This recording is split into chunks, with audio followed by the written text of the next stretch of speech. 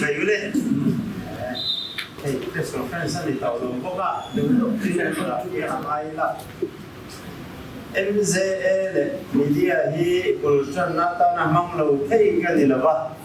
san su media cover hi politics sakan san na nia nang ni kon in fia in le ye ma tu sarkar ka khum te tu te kon thei to chwa siam thadan tum mek lain siam that le zo dan te kan do am ni chia lo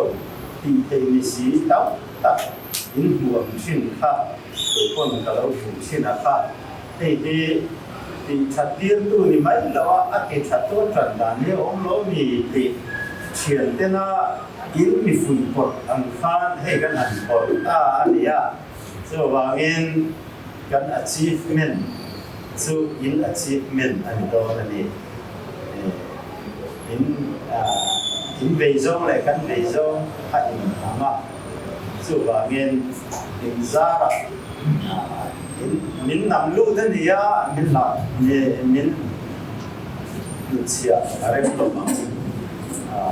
rồi và nghiên cả na pia mà tiêu pia mà các chuyện thế thì sao này cái tết của giống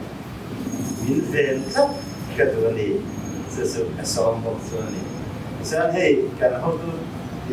how to find some to the information he can deal with the masala the information minister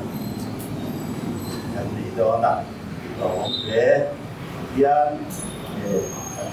in rem atya dan kaltuang ani kon kumatan ani maya sumidula masuan na morten kan paena apa mana kan rufube mai don nia so bang di front kan di wa home department han serta pasuan kerja dia terus VIP tamu pasti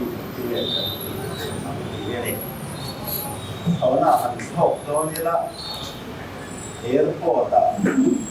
building pole lah macam VIP lo siapa nak untuk tu masa era ngai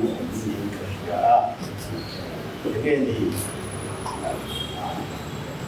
the airport rules allow you to accept and it's one to that when he said mun da ma hanan ti ma ko ka fasu alawa upon and here so again VIP only ya lo ita ko to tam lo tin an he la la ti ko chama tại bây giờ là anh em rồi, thế vậy là em VIP đẹp số công ca anh em gọi phần số của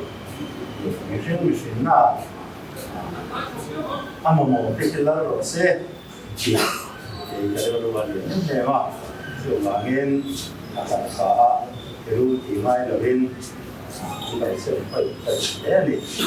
trên thì Rauri này kan dia chen homestead này kan dia sum ten na kan engkal ko na ge ta dian receipt la remlo sum sever aum chin ti se ta phok maya ten hian ram mai ti bala nam mel at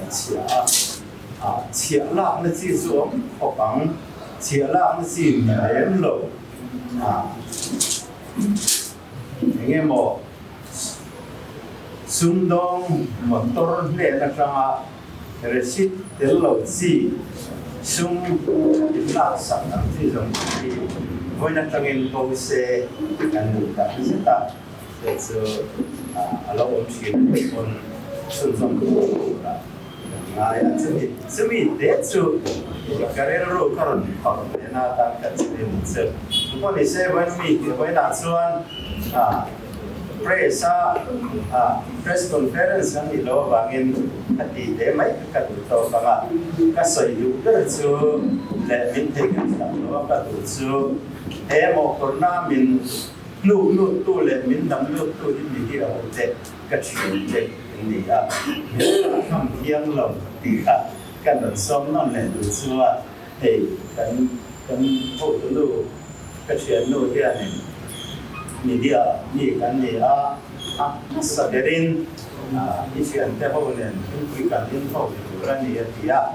so vai na dia lin in kui in ho don dia le kalome